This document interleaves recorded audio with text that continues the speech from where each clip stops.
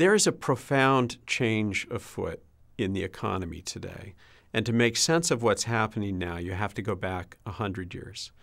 100 years ago, we had an emerging industrial economy. The central actor was the worker, and the symbol of that economy was the time clock, because companies then, the big industrial concerns, were utterly preoccupied with making enough stuff cheaply enough to satisfy the demands of an emergent working class and middle class.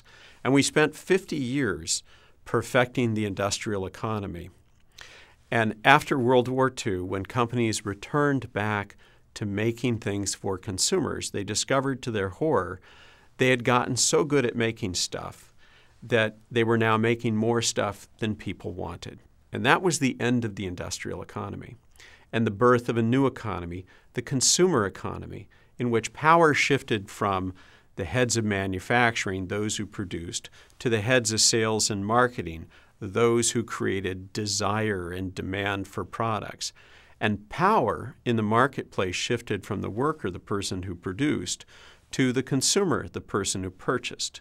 And the symbol of that economy was the credit card, that vehicle that allowed people to buy things even when they didn't have any money.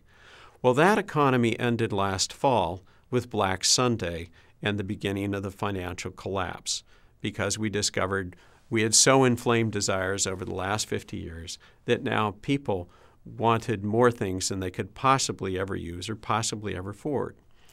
This new economy that's just emerged has a new central economic actor. It's not the worker, the person who produces, nor the person who consumes, the purchaser. It's a new actor that does both things at the same time. Call them a creator. They both create and consume in the same single act. And we're just beginning to see the shape of this new economy. And it changes not just the economy itself, it's going to change the whole nature of the work relationship. I'm not sure the notion of employee or job is going to survive the transition over the next couple of decades. The very notion of a full-time job will seem as quaint in 20 years as the notion of someone getting a gold watch at their retirement in the 1950s.